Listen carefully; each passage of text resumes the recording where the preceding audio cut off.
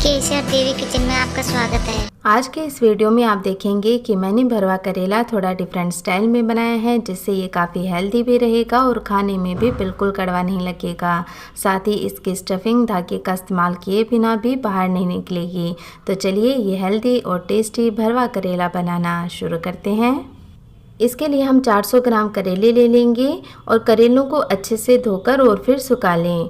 भरवा करेला बनाने के लिए कोशिश यही करें कि आप छोटे वाले करेलों का इस्तेमाल करें, क्योंकि जो छोटे वाले करेले होते हैं वो लंबे वाले करेलों की बजाय काफ़ी हेल्दी भी होते हैं और जो स्टफिंग होती है वो काफ़ी अच्छी मात्रा में इनमें स्टफ़ हो जाती है। सबसे पहले हम इन करेलों को छीलेंगे, तो जो एसेस हैं उन्हें कट कर दें और फिर इन्हें इस तरह चाकू की सहायता से स्क्रैप कर लें। तो हम यहाँ पीलर की सहायता से इन्हें नहीं छीलेंगे, क्योंकि पीलर से इनका काफ़ी मोटा छिलका उतर जाएगा। तो यदि इनका मोटा छिलका उतर गया तो ये जो करेले होते हैं वो काफ़ी पतले हो जाएंगे और जो स्टफिंग होगी वो आसानी से इनमें नहीं आ पाएगी। तो बस इस तरह चाकू से ही हम इसे मोटा मोटा छील लेंगे। तो ये चाकू से आराम से हो जाएगा। तो इससे क्या होगा कि स्किन भी इसकी मोटी मोटी उतर जाएगी और जो करेला है वो भी ज़्यादा पतला नहीं होगा। तो आप देख सकते हैं ये इस तरह से हमने इसे छील लिया है और अब हम 20 सेंटर में से इसे कट मारेंगे। तो कट हमेशा आप करेले को तिरछी साइड से दें, यानी करेला होता है वो थोड़ा सा झुका हुआ होता है। तो जिस साइड से वो थोड़ा झुका हुआ होता है उस साइड से उसको कट मारें। अब पेज को निकाल लेते हैं और इसे खाली कर लेते हैं। तो आप देख सकते हैं इसे हमने अच्छे से खाली कर लिया है और अंदर इसके काफ़ी सारा स्पेस है, जिससे स्टफिंग है वो बहुत ही आसानी से इसके अंदर आ जाएगी। तो बस सारे करेलों को हम इसी तरह छील कर तैयार कर लेंगे। तो करेलों को हमने अच्छे से छील लिया है, कट करके उसके बीज निकाल दिए हैं। तो ये छिलके हम फेंकेंगे नहीं, ये इस्तेमाल करेंगे, ये काफ़ी हेल्दी होते हैं। अब इन करेलों के ऊपर हम थोड़ा सा नमक स्प्रिंकल कर लेंगे। अब नमक स्प्रिंकल करने से क्या होगा कि ये जो करेले होंगे ऊपर की जो इनकी लेयर होगी वो खाने में फीकी नहीं लगेगी और इनका कड़वापन भी कम हो जाएगा। तो हम इन्हें रेस्ट पर नहीं रखेंगे, क्योंकि हम फटाफट बनाने वाले हैं। रेस्ट पर रखेंगे तो 15 से 20 मिनट तो इन करेलों को रेस्ट पर ही चला जाएगा। तो हम क्या करेंगे, इस नमक को इस तरह रब कर लेंगे इसके ऊपर। तो आप एक बार इस तरह से करेले बनाएं, ये बहुत ही ज़्यादा हेल्दी भी रहते हैं, बनाने में आसान रहते हैं और ये कड़वे भी बिल्कुल नहीं लगते हैं। तो ध्यान रखना है कि नमक हमें कई बार डालना है, तो थोड़ा थोड़ा नमक ही हम हर स्टेज में ऐड करेंगे।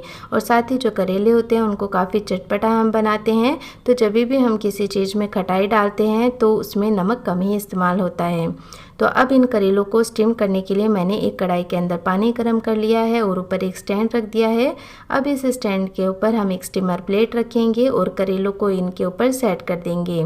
स्टीम कर देने की वजह से करेले हैं वो थोड़े सॉफ्ट भी हो जाएंगे। तो तेल में बहुत ज़्यादा देर तक इन्हें नहीं पकाना पड़ेगा और बहुत ज़्यादा तेल का इस्तेमाल नहीं होगा। और दूसरा जो इनकी जो लेयर होती है उसमें भी कड़वापन नहीं आएगा। तो इन्हें 15 से 20 मिनट के लिए हम मीडियम फ्लेम पर स्टीम करेंगे। तब तक हम करेलों में भरने के लिए एक मसाला तैयार कर लेते हैं। तो इसके लिए हम एक पैन ले लेंगे। अब इस पैन के अंदर 2 बड़े चम्मच धनिया के पेस्ट डालेंगे, साथ ही डालेंगे 2 बड़े चम्मच सौंफ। तो दोनों की क्वांटिटी हमें बराबर लेनी है और आधा, यानी जितना हमने धनिया और सौंफ लिया उसका आधा हम ले लेंगे जीरा। तो ये 1 बड़ा चम्मच जीरा ले लिया है। लो फ्लेम पर इन्हें रोस्ट कर लेते हैं। तो अब आप देख सकते हैं हल्का सा इनमें लाल कलर सा आ गया है और मसालों में काफ़ी अच्छी खुशबू आने लगी है, यानी ये मसाले हैं वो अच्छे से रोस्ट हो चुके हैं। और जब हम इस तरह से फ्रेश मसाला तैयार करके और फिर करेले में भरते हैं तो उसका तो टेस्ट ही अलग होता है। अब ये खड़े मसाले अच्छे से रोस्ट हो चुके हैं। तो इसी गरम पैन के अंदर हम डालेंगे आधा छोटा चम्मच कलौंजी, या जिसे मंगरेला भी कहते हैं। 1/4 छोटा चम्मच डालेंगे मेथी दाना। तो क्योंकि पैन गरम है तो इसी के अंदर ये रोस्ट हो जाएंगे और बहुत ज़्यादा इन्हें रोस्ट भी नहीं करना है, नहीं तो जो मेथी दाना होता है उसका कड़वापन आने लगता है। तो इसी गरम पैन के अंदर हम इन्हें रोस्ट कर लेंगे। तो ये अच्छे से रोस्ट हो चुके हैं, अभी काफ़ी गर्म है ये। तो इन्हें हम ठंडा होने के लिए रख देते हैं, तब तक हम बाकी स्टफिंग की तैयारी कर लेते हैं। तो एक पैन के अंदर हम 1 बड़ा चम्मच तेल गरम कर लेते हैं। आप इसे सरसों के तेल में भी बना सकते हैं, सरसों के तेल में ये और भी टेस्टी बनेंगे।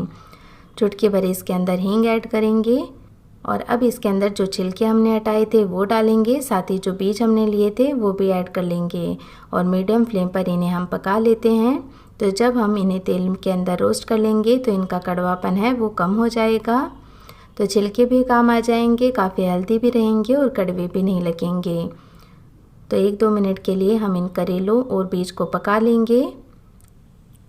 तो कुछ देर इन करेलों और बीज को पकाने के बाद हम इसके अंदर प्याज ऐड करेंगे। आप चाहें तो इन्हें अच्छे से रोस्ट करके अलग भी निकाल सकते हैं, लेकिन मैं सारा मसाला इसी पैन के अंदर तैयार कर लूँगी। तो काफ़ी हद तक हमने इसे पका लिया है, बाद में भी ये पकेंगे। तो इस स्टेज पर हम ये 1 कप बारीक कटा हुआ प्याज इसके अंदर ऐड करेंगे। तो प्याज है वो इसके अंदर ज़्यादा ही जाता है, तो एकदम बारीक काट कर लिया है ताकि स्टफिंग है वो इजी हो जाए। तो अब प्याज को भी मिक्स करते हुए हम पका लेते हैं। प्याज, करेले के छिलके वगैरह को कुछ मिनट पकाने के बाद इसके अंदर लहसुन का पेस्ट भी ऐड करेंगे। तो लहसुन को भी हमें पकाना है, तो इसी स्टेज पर हम लहसुन को ऐड कर देंगे, तो ये भी अच्छे से पक जाएगा। तो पहले हम मिक्स कर लेते हैं सारी चीज़ों को। इन्हें मिक्स करने के बाद अब इसके अंदर हम स्वाद अनुसार नमक डालेंगे। तो नमक हमें कम ही इस्तेमाल करना है क्योंकि हम करेलों के ऊपर भी नमक लगा चुके हैं। साथ ही 1/4 छोटा चम्मच हल्दी पाउडर इसके अंदर डालेंगे। तो जब नमक और हल्दी के अंदर ये स्टफिंग हम पकाएंगे तो ये बिल्कुल भी कड़वी नहीं लगेगी और जल्दी से ये पककर तैयार भी हो जाएगी। तो नमक और हल्दी के साथ इस स्टफिंग को हम पका लेते हैं जब तक कि ये थोड़ी सूखी सूखी ना लगने लगे। तब तक हम करेलों को भी चेक कर लेते हैं। तो करेले अच्छे से स्टीम हो चुके हैं, आप देख सकते हैं इनका कलर चेंज हो गया है, ये काफ़ी सॉफ्ट लगने लगे हैं। तो हमें इसे 60 से 70% ही पकाना है क्योंकि बाकी का हम इसे तेल में पकाएंगे। तो बस हम इन्हें एक प्लेट में निकाल लेते हैं और थोड़ा ठंडा होने देते हैं। तो जब तक करेले ठंडे हो रहे हैं, इधर पैन में हमारा मसाला भी बनकर तैयार हो जाएगा। तो आप देख सकते हैं ये काफ़ी क्रिस्पी सा लगने लगा है। तो अब हम इसके अंदर डालेंगे लाल मिर्च का पाउडर। तो ये जो स्टफिंग होती है वो थोड़ी तीखी चटपटी ज़्यादा लगती है, तो लाल मिर्च पाउडर हमने ज़्यादा इस्तेमाल किया है। अब जो खड़े मसाले हमने रोस्ट करके रखे थे उन्हें भी एक ग्राइंडर जार में निकाल लेते हैं। अब ये अच्छे से ठंडे हो चुके हैं तो इन्हें भी हम ग्राइंड कर लेते हैं। और इस मसाले को बहुत ज़्यादा बारीक ना करें, इन्हें थोड़ा दरदरा ही रखें।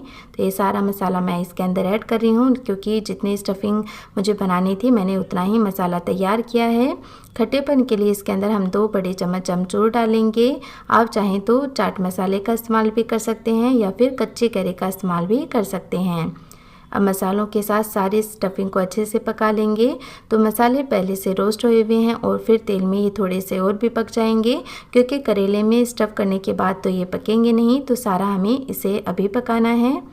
तो ये अच्छे से मिक्स करते हुए हम इसे पका लेंगे। और स्टफिंग आप देख सकते हैं बहुत ज़्यादा गीली नहीं है, इसे थोड़ा इसी तरह का रखना है, ड्राई रखना है। तो अब ये तैयार है। तो लास्ट में हम कुछ बारीक कटी हुई धनिया पत्ती भी ऐड कर देते हैं इसके अंदर और इसे अच्छे से मिक्स कर लेते हैं।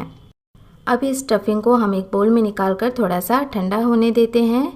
और जब स्टफिंग थोड़ी ठंडी हो जाए तब हम इसके अंदर करेंगे ये 1 टेबलस्पून नींबू का जूस। तो ये मैंने 1 नींबू का रस लिया है।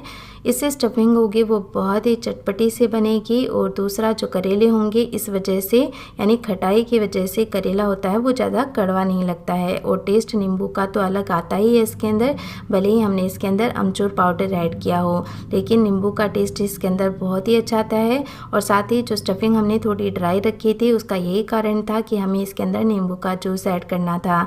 तो इससे जो स्टफिंग होगी वो भी अच्छे से बाइंड हो जाएगी। तो ये हमारी चटपटी मसालेदार स्टफिंग तैयार है। तो अब हम इन्हें भर लेते हैं करेलों के अंदर। करेले भी थोड़े ठंडे हो चुके हैं, हम इसीलिए इन्हें टच कर सकते हैं। तो अब इस स्टफिंग को अच्छे से दबा दबा कर हम इसमें भर लेंगे ताकि स्टफिंग का काफ़ी अच्छा टेस्ट इसके अंदर आए। और ध्यान रखना है कि बहुत ज़्यादा इसे प्रेस ना करें, यानी कि स्टफिंग है वो पूरी पूरी करेलों के अंदर होनी चाहिए। और स्टफिंग भरने के बाद इन करेलों को इस तरह प्रेस करते हुए आप चिपका दें। अब स्टीम करने का यही फ़ायदा होता है कि जो करेले होते हैं वो स्टीम करने की वजह से अपनी जो साइज होती है उसमें आ जाते हैं, तो तेल में जाने के बाद बिल्कुल भी खुलते नहीं हैं। स्टफिंग है वो अच्छे से हमने करेलों में भरकर तैयार कर ली है। तो अब हम एक कढ़ाई के अंदर तेल गरम कर लेते हैं। तो 4 से 5 टेबलस्पून हमने तेल गरम कर लिया है और तेल के गरम होते ही हम इसके अंदर ये करेले रख देते हैं। और करेलों को हमेशा जिस साइड से हमने कट किया है उस साइड से ऊपर रखते हुए पहले पका लें और फिर जब थोड़ी देर हो जाए तब क्या करें कि इस तरह करेलों को आप कढ़ाई के अंदर ही हिला दें। इससे जो तेल की कोटिंग होगी वो करेलों के ऊपर आ जाएगी और करेले धीरे धीरे आराम से पकते रहेंगे। तो मीडियम फ्लेम पर ही हमें इन्हें पकाना है। अब क्योंकि हम इन्हें स्टीम कर चुके हैं तो करेले वैसे तो काफ़ी सॉफ्ट हो ही चुके हैं और जब हम इन्हें थोड़ा सा आप तेल में फ्राई कर लेंगे तो कड़वापन तो कम होगा ही होगा, ये काफ़ी इजीली इनके अंदर पक जाएंगे। तो करेलों को हमने 10 से 15 मिनट के लिए तेल के अंदर मीडियम फ्लेम पर धीरे धीरे पका लिया है। तो जो ऊपर की स्किन है वो थोड़ी क्रिस्पी सी हो गई है, लाइट रेड कलर की हो गई है ये। तो अभी एकदम परफेक्ट है। तो अब इन गर्मा गर्म भरवा करेलों को हम सर्व कर लेते हैं। तो ये हमारी बहुत ही चटपटे मसालेदार भरवा करेले बनकर तैयार हैं। तो आप भी ये भरवा करेला बनाएं और इनका मजा उठाएं।